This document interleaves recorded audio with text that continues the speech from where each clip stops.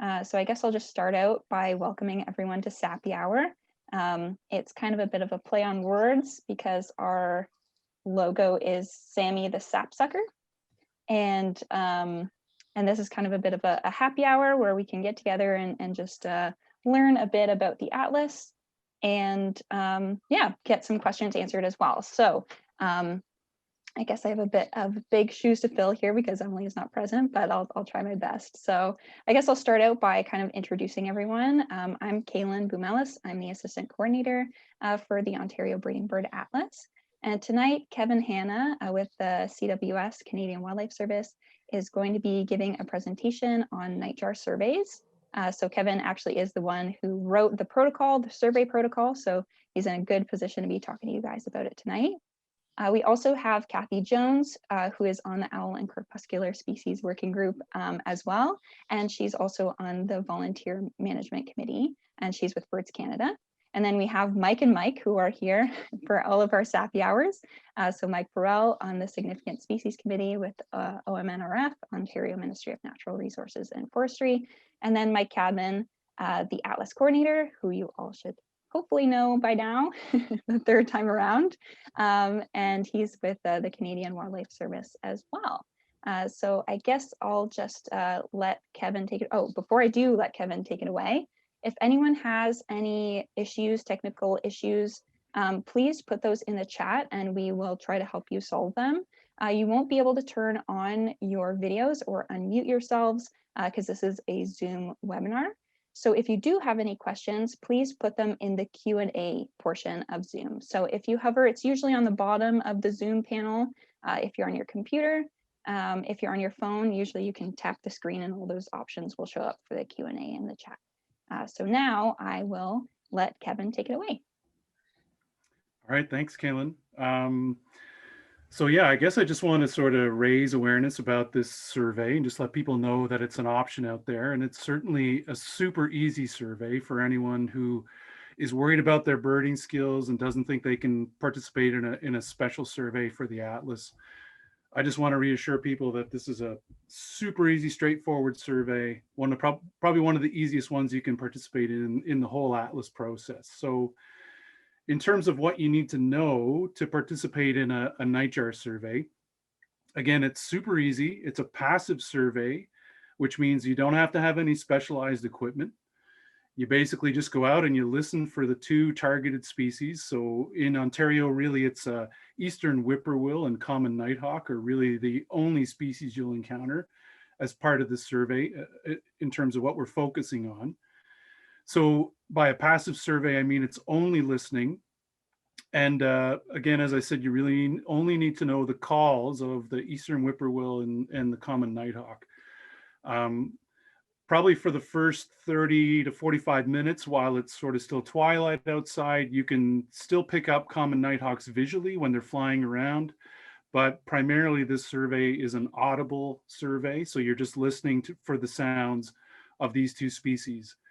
So the calls of these two species are extremely distinct. If you've never heard an eastern whippoorwill, if you play the recordings that are available on the Atlas website, can't confuse it with anything else out there. It's super obvious, very loud, very distinct.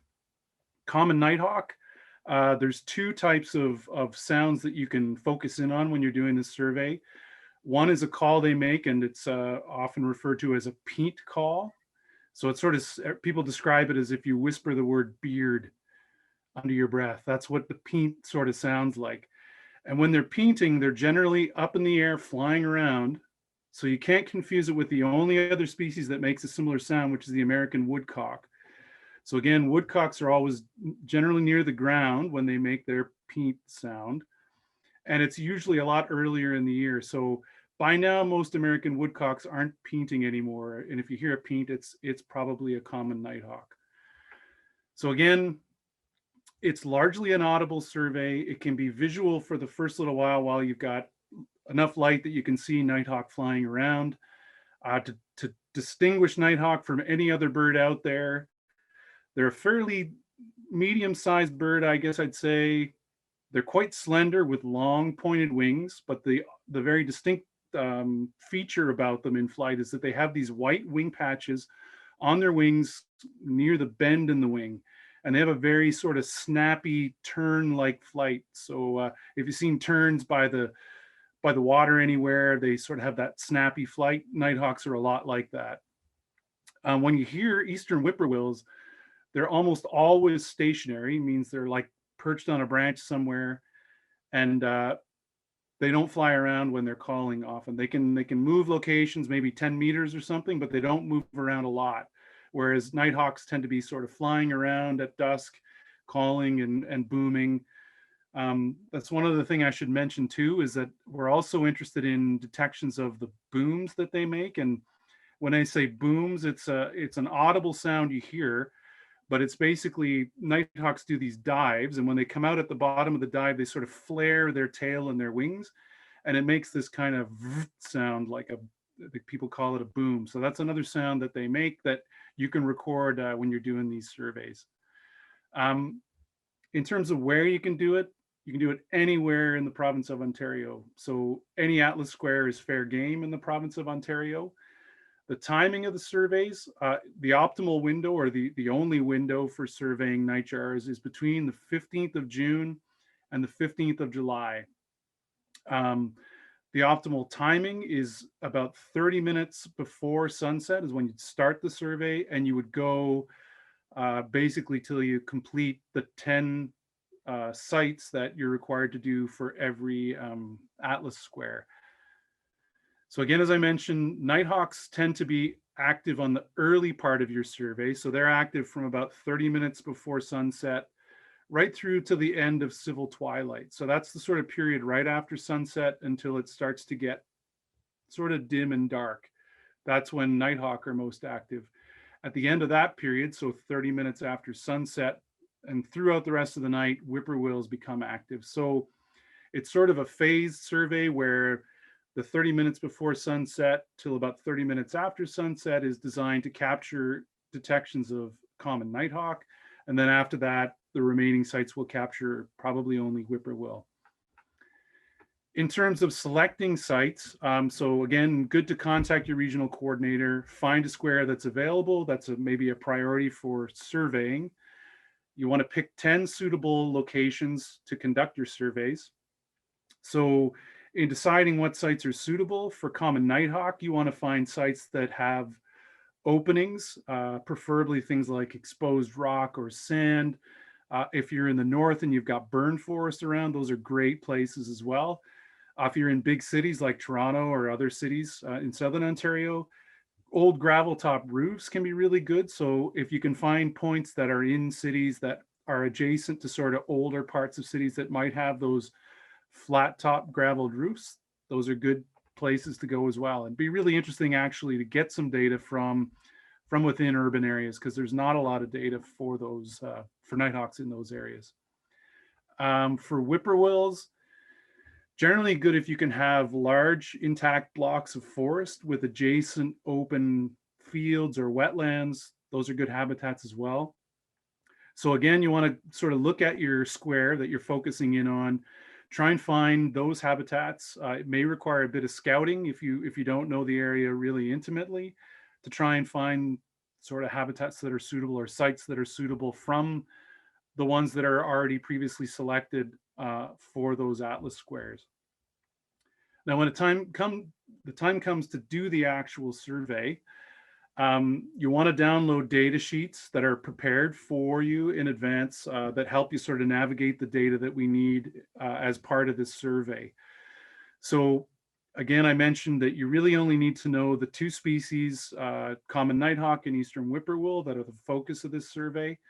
There's a little bit of information you have to fill out at each site. So things like the time and weather conditions and counts of vehicles if you're on a road, those types of things.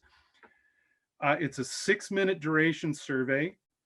So at each of the 10 locations within your Atlas square, you want to be there for 6 minutes.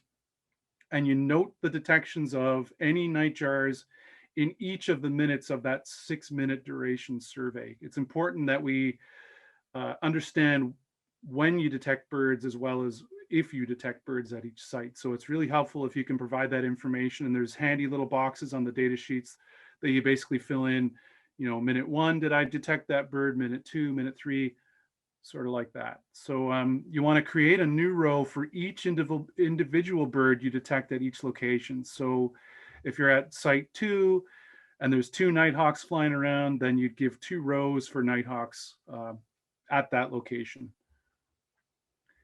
And again, you want to survey all 10 stops in whatever designated atlas square you select.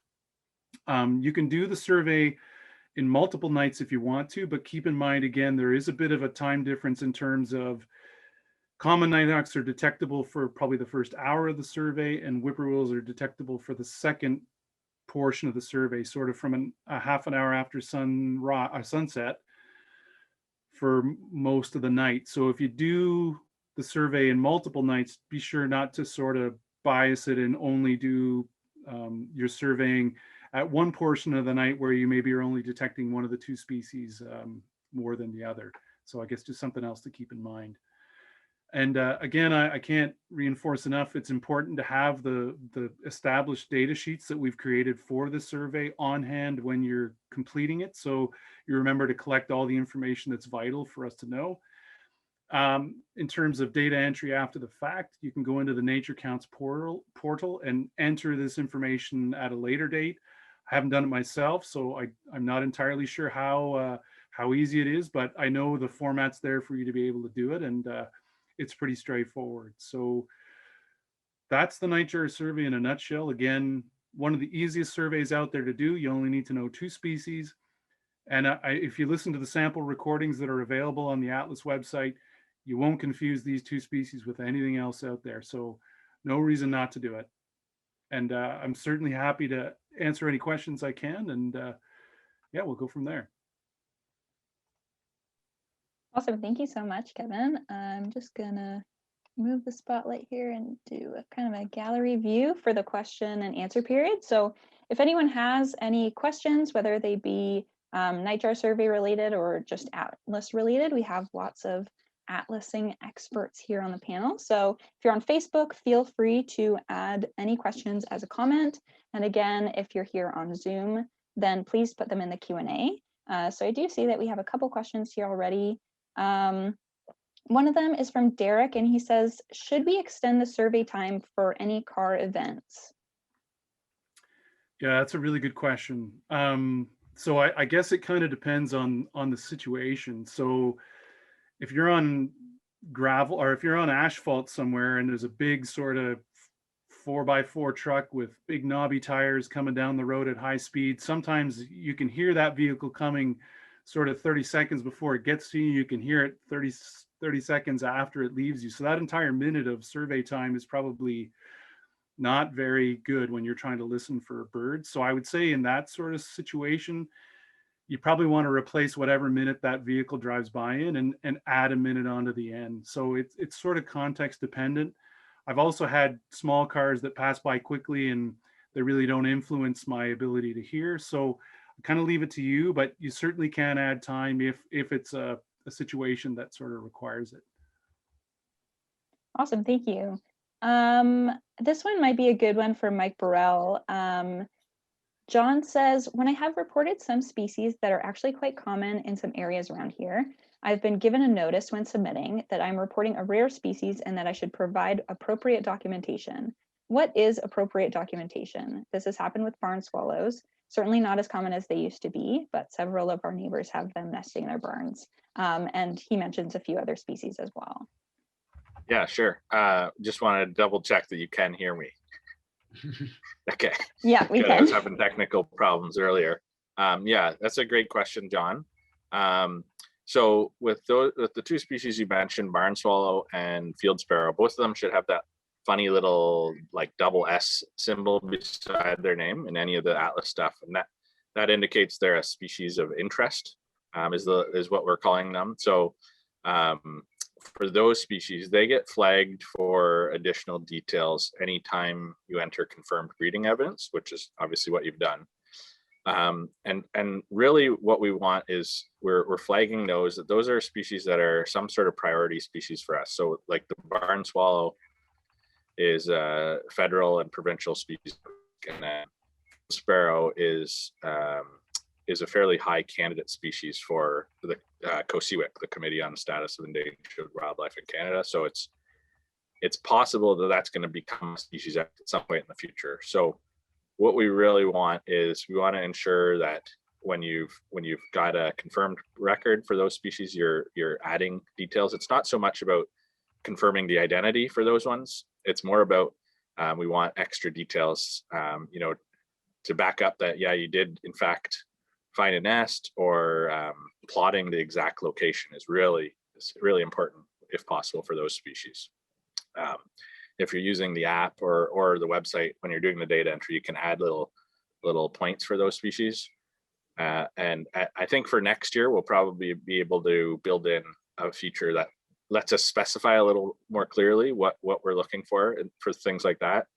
And maybe even pop up something that's prompting you for the location. But at least for this year, we've got a single message only. So we're a bit limited in that regard. But in terms of like your overall question, what is adequate documentation? That's really up to you to determine. And if it's inadequate, then you probably be contacted by a regional coordinator. But if you have a good handle on the birds in your area, then you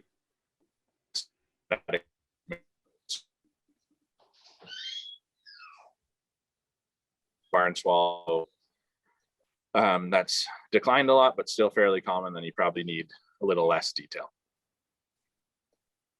Broke up a little bit at the end there, but I think we got most of it there. Okay, I have another question. It's come up a few times. I might give it to Kathy because I think that this is similar to the owl survey, but maybe I'm putting her on the spot and this is gonna not be as great as I thought. Okay, so do we use the pre-designated point count locations for these special surveys or for the Nightjar surveys? And I think it's the same as the owl survey, so that's why I was giving it to Kathy. Yeah, it is, I believe, the same as the owl survey. You go to the pre-designated stations or points, and then you decide if they're habitat appropriate, and you use the ones that have the appropriate habitat. And sadly, I think here you're looking for, Kevin, correct me if I'm wrong, you're probably looking for a mix of forest and open fields where you survey for these particular species. Yep. Yeah, that's good. Yep.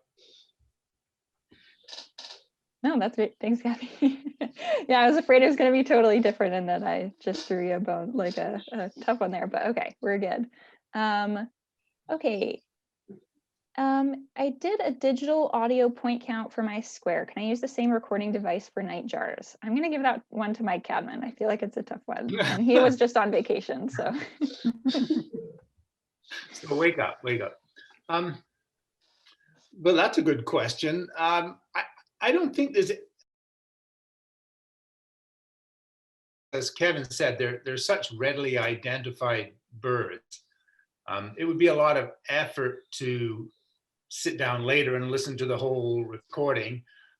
So I wouldn't recommend using that. And we're not really set up to deal with the point with a recording of that sort. So it's not really something I'd recommend, I guess.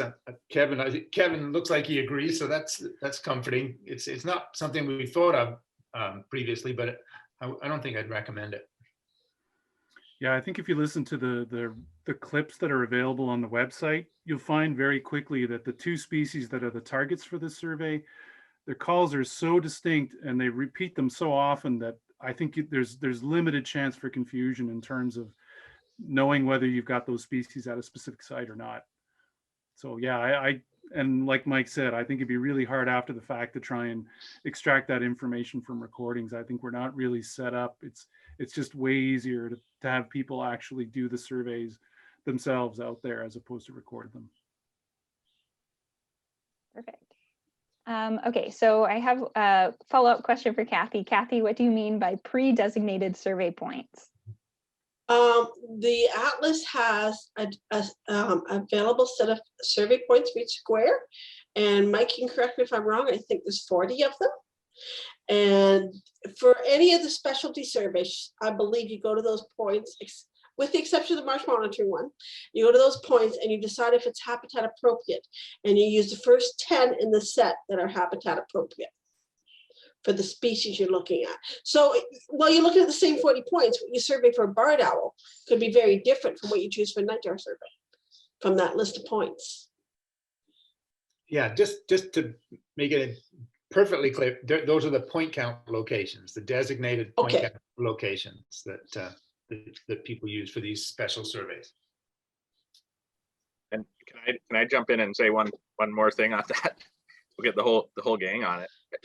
Is so those points randomly selected, and that's really important for a lot of the data analysis that's going to happen once the atlas is completed.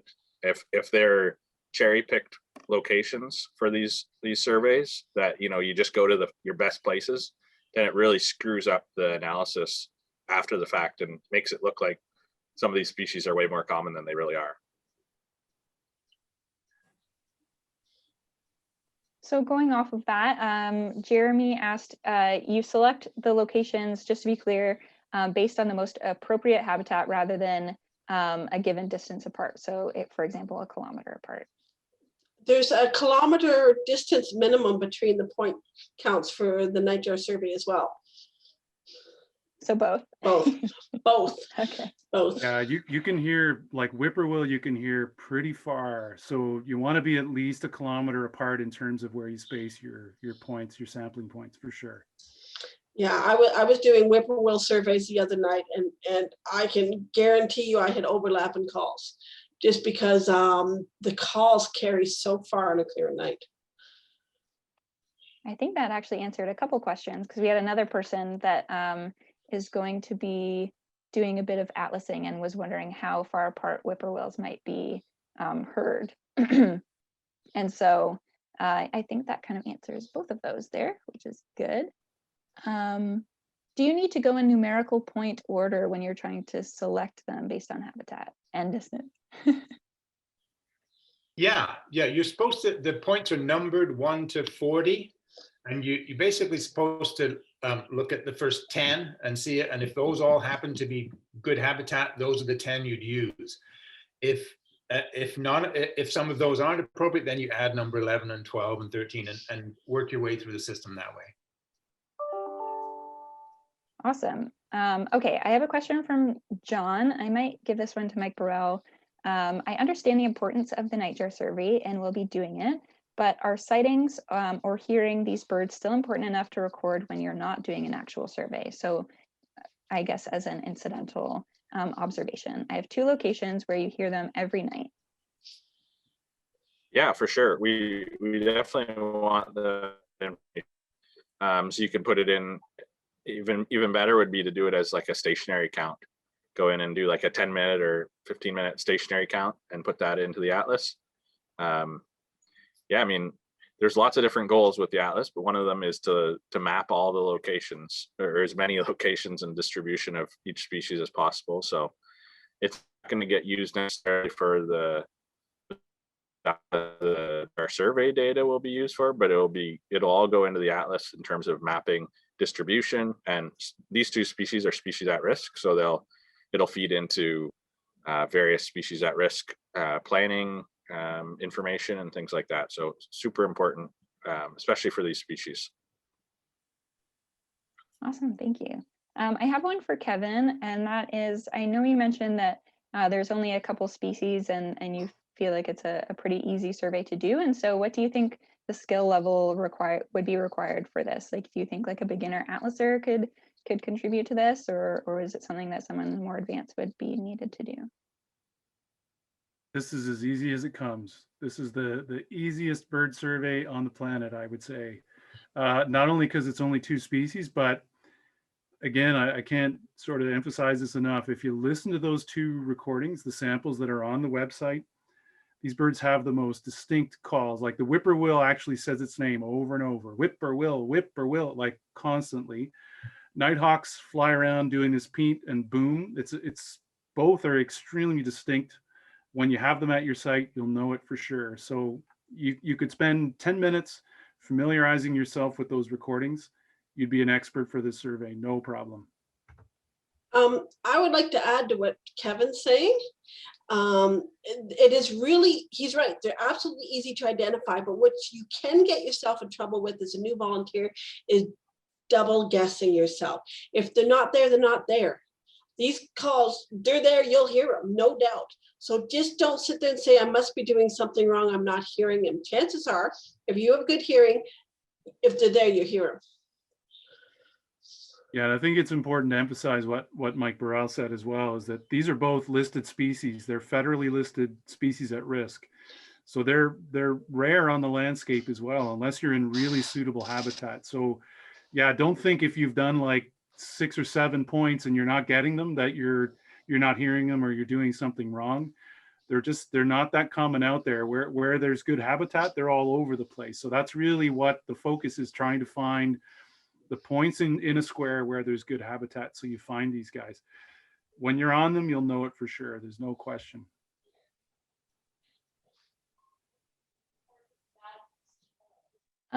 Okay, John has another question, and he says, I am still hearing barred owls. Would one still record these or other birds that are being heard? I'll give this one to Mike Cadman. Yeah, absolutely. I forget, Kevin, is there an opportunity to sort of list all the birds that you're hearing while you're doing the Nightjar survey? Or is there sort of limited space for certain species to add in? Do you know? There's no space on the data form. Oh, okay. Yeah, there isn't on the Canadian one either, but yeah, and there isn't really, even when you do the national survey, there's not really a way to enter that information. But I would say, like Mike Burrell said, that you can utilize other things in the atlas, like general atlasing through the Nature Counts app, as a way to record that stuff. But yeah, there's nothing on the data form themselves about recording incidental species. Okay. Yeah, so you probably want to take your notebook and just keep track of what birds you're getting at what points, and then add them in later. I added some in as a checklist the other day, and it asked me, there's a spot where you can even go into your checklist, because I was doing it kind of a track, and you could put in the exact location of the birds. And so you can add a fair bit of detail even if you do a track.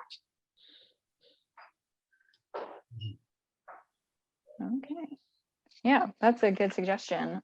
Okay, I guess Jane Ann has a question, and it's just about, do you need to submit all of, or do all of the point counts, in the same evening? She's saying for island surveying, it's going to be a little bit hard because she'll be traveling by boat in the dark. And so, I mean, it does sound kind of fun, but probably a little bit difficult to get all 10 done in one evening. What do you think about that, Kevin? Yeah, there's a few questions in the chat that sort of relate to the timing of the survey. So maybe I'll try and cover off a few of those at the same time.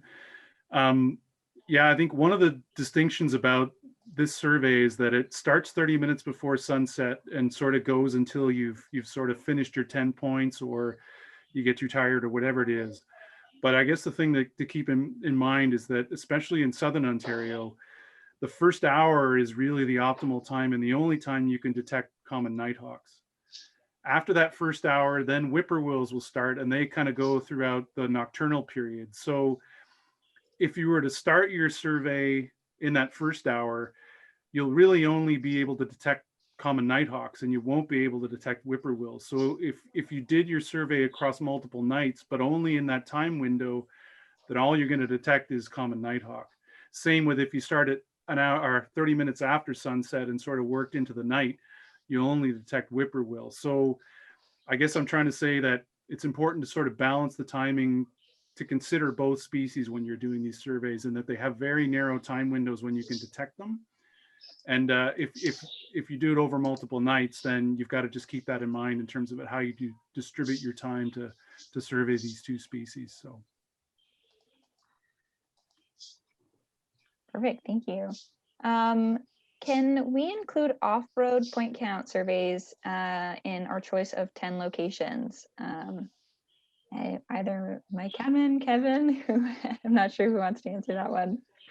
I can take a stab at it. I mean, it'd be actually really interesting, I think, if we can get enough points that are off-road to include a few for sure, because I know in what we know about like whippoorwill, there's apparently some, they're attracted to roads for whatever reason, and it'd be good to get information where we've got data away from roads, because there's very little of that information out there. I wouldn't say we do very many of those. It's still easier and better if we can use the randomly selected point count locations in a square as they exist. But I would say if you want to do 1 or 2 out of your 10 and make them off-road, that'd be fine. There is room in the data sheet to capture. You need to capture the location where you are. So you need coordinates for whatever sites you do that aren't part of the selected sites. Again, it would be interesting for a couple, but I wouldn't recommend like an entire square be done all off-road. I don't know if anyone else on the panel has a different answer, but that'd be my gut response. Sounds like an adventure trying to In the get dark, off-road. yeah. And I like the boat idea. That's a neat one. I know, that sounds super fun. Yeah, I'm thinking sound's really going to carry over water. Like you're going to have to go a long way to not hear that same whippoorwill calling. Might present some challenges there.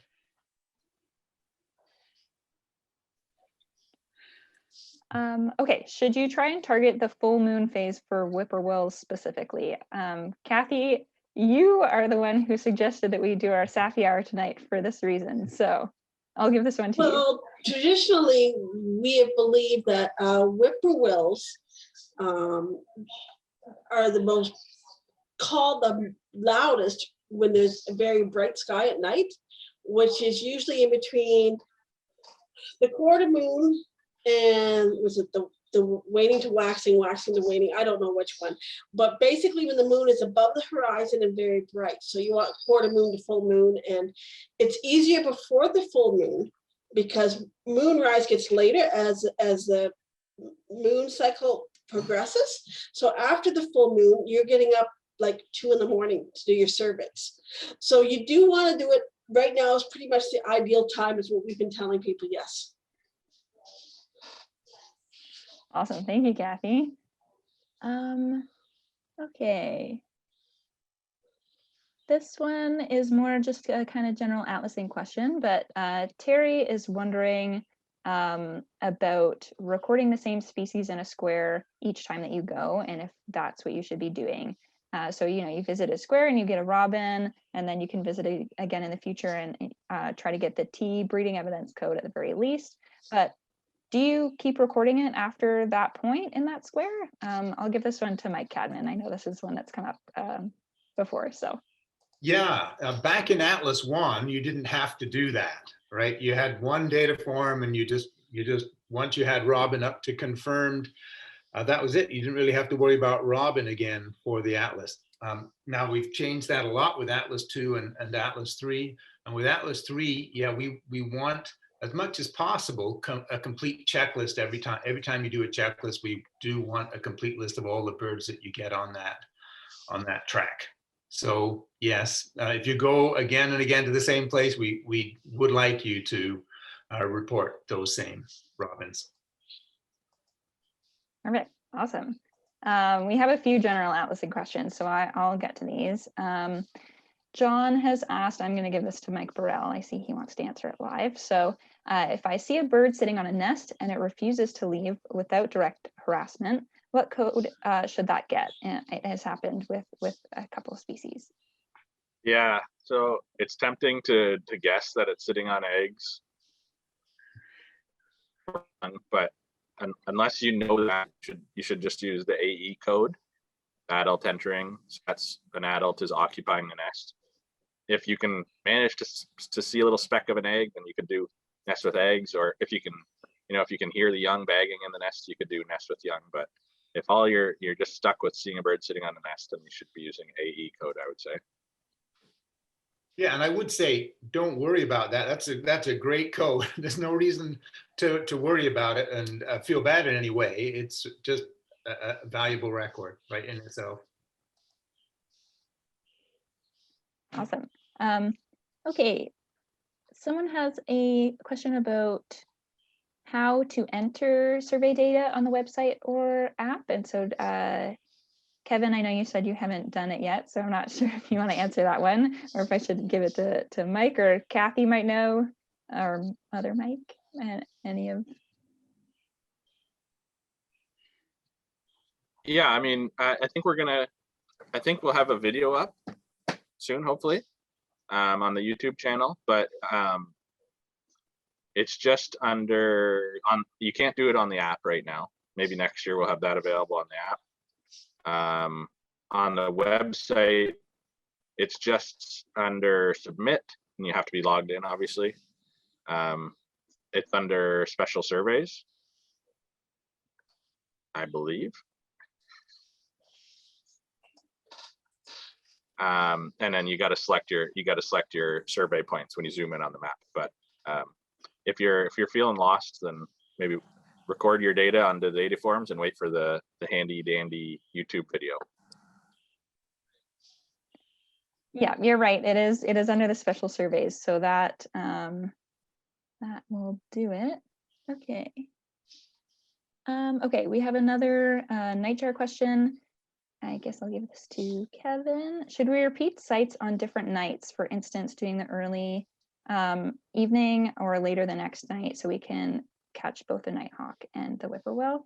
Or should we be doing the 10 stations in one direction in one night and in reverse order the next night?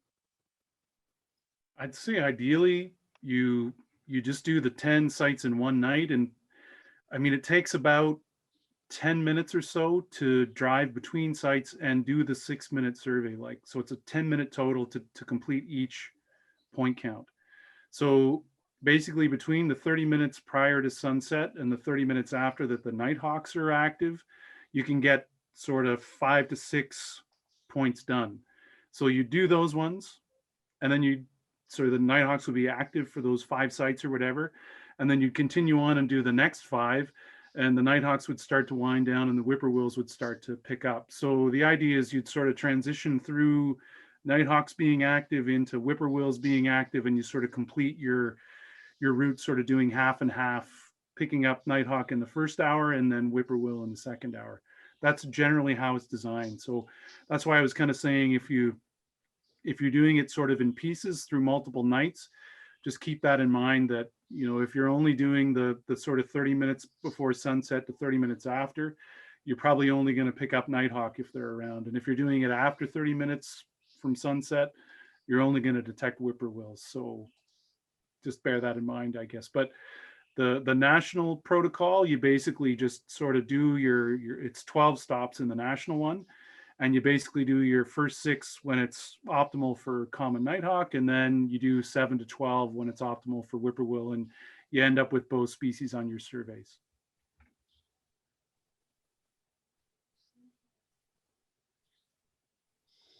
Perfect. Awesome. Okay. We do have someone who has asked a question about the Nature Counts app. I guess I could just mention that for iPhone users, a lot of the times if you're using a track, then the list may get kicked to your drafts, especially if you're low on battery or using a power saving mode.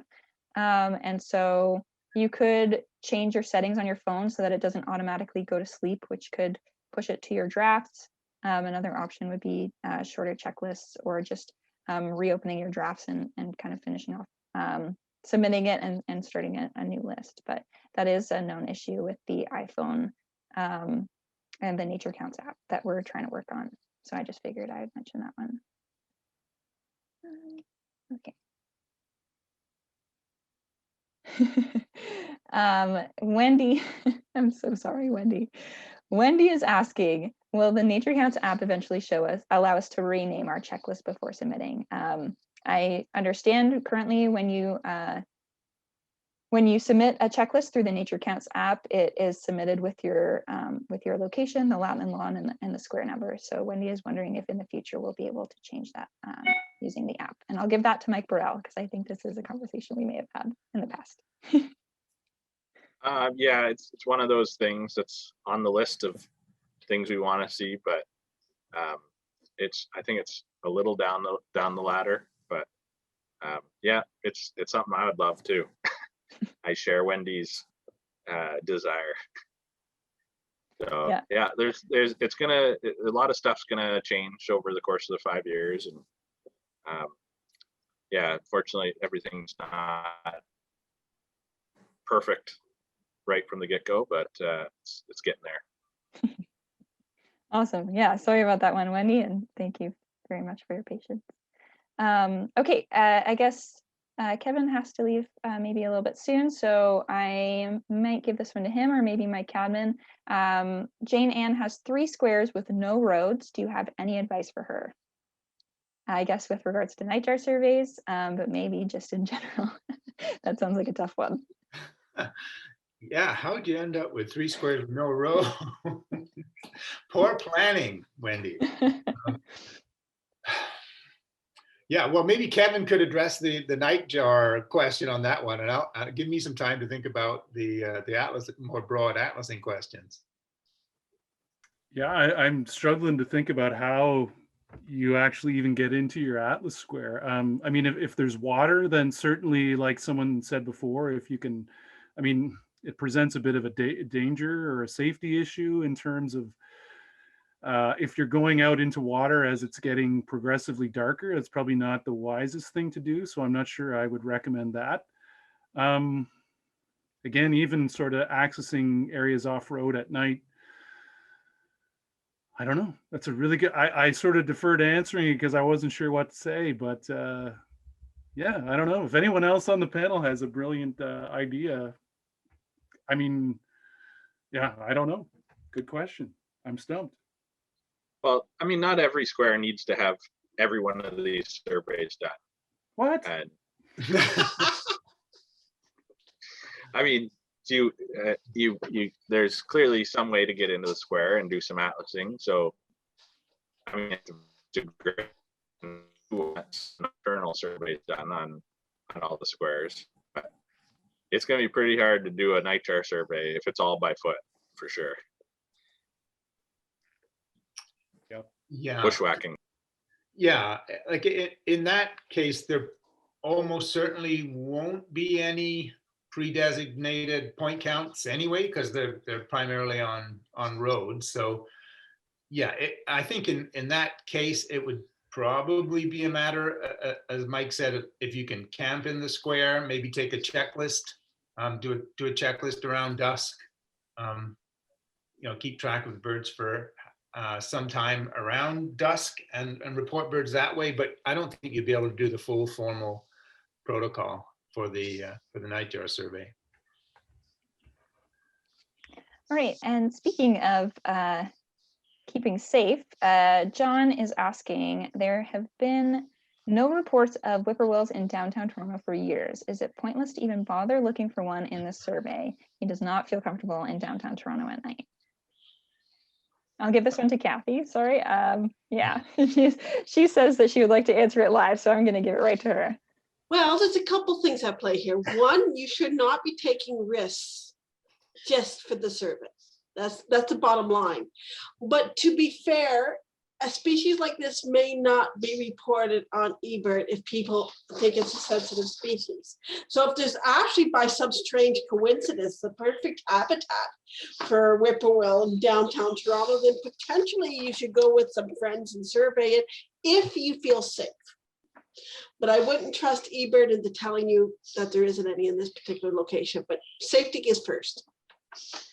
And maybe I'll just add too that one of the interesting things about urban centers is the amount of artificial light in urban centers actually allows nighthawks to be active a little bit longer than they would be in areas where there is an artificial light. So I'd say you could continue to survey and probably still pick up nighthawks if they're around, just because there's so much artificial light. They actually come down and will forage in front of bright flood lamps and things like that. So it can work in your favor as well in urban sites. So I think you'd be pretty hard pressed to pick up a whippoorwill, but it doesn't mean you shouldn't try in downtown Toronto. But in terms of nighthawks, yeah, you can certainly get them. There are records in Toronto recently of nighthawks. So I say go for it.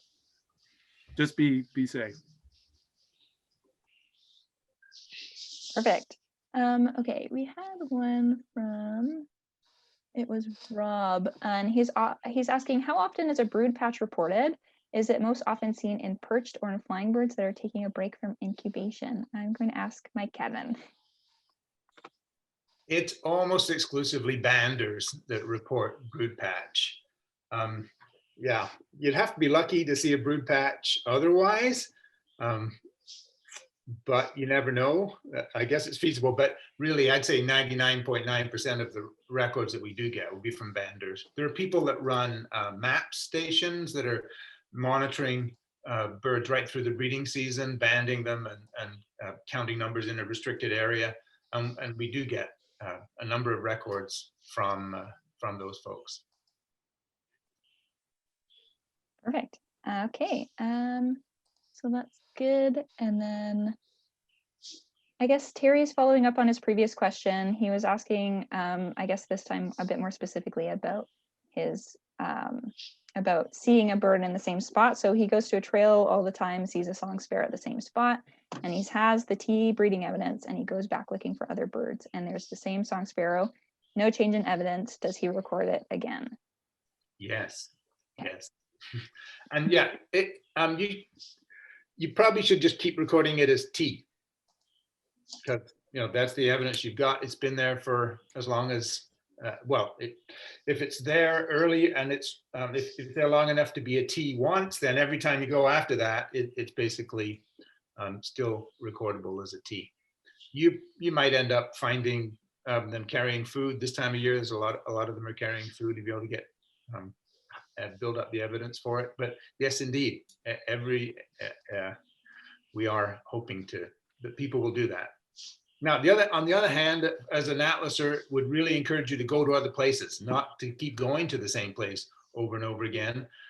If there's other places in the square that you haven't been yet that are different habitat that might tell you something about a little different about what's in the square. Perfect, thank you.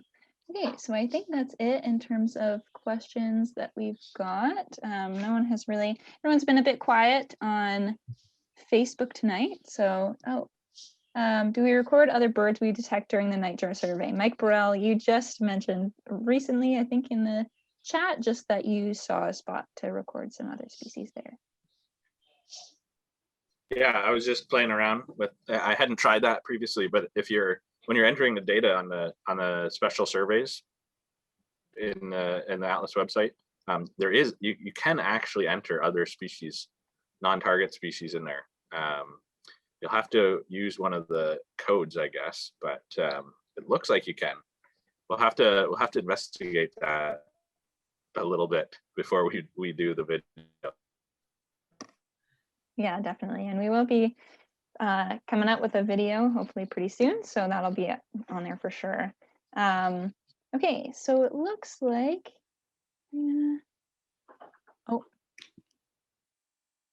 Jane Ann is saying, how can I find out where nightjars have been seen in Toronto? I feel safe to go looking in Toronto with a couple of other people and our dogs. So how would she know some good places to go looking for them? I don't know who to ask that to. I honestly don't know a good answer to that, because I think it's one of those species that won't necessarily be reported to eBird. I would say just pull out Google Maps and look at the habitat you see and look for that variety of thick forest and open areas. That's about the best I can think of. Well, in terms of if you're looking very generally within the province, then if you could, I'd get a copy of the atlas or try and look at the old atlas maps. We'll give you an idea of where the birds have been concentrated in past atlases and where they're probably still concentrated now. Mike would know better, but I would think that eBird would have lots of records of Old records, yeah. Yeah, of nightjars and both species of nightjars that would be, if you go into eBird and search by species, you'll probably be able to get some fairly precise locations where people have seen them. Yeah, I think eBird's your best bet in terms, like it might have everything that's going to be these maps on the atlas too, and see locations where they've been reported potentially. But eBird, because it's not in its first year like the atlas, eBird, has 100 years worth of bird records. So I would go there to start. iNaturalist, somebody suggested iNaturalist too. You might get a few additional sites from iNaturalist. Perfect. Okay, we have about 8 minutes left, and so I'm just wondering if anyone has kind of any announcements or anything they'd like to make before we kind of part ways. Kathy, do you have anything to share with everyone? Nothing big. I just want to remind people about summer breeders as well. Like loons will be coming off the nest soon and have chicks on the lakes, and we would like to see what their range is. So don't forget about those common species that everybody sees, but people think are already reported. Kathy, always plugging those loons. Always. I'm looking forward to see what the range is like with this atlas. No, that'll be really great. Yeah. Okay. Mike Cadman, I guess I'm just going in order that I'm seeing you. Okay, nothing particular that way, but I would just really encourage everyone to get out as much as you can in the next few weeks. Things start dying down after about the first week of July, so we're running short on peak season. You can keep going, lots of useful stuff to do till the end of July, but it gets very quiet after that. Most of the birds are done. So yeah, the next couple of weeks are really key. So encourage everyone to get as much as possible in that time. Perfect. Okay. Mike Burrell, do you have anything to share? I know you've been having some internet issues, so I just want to. Yeah, I'll try.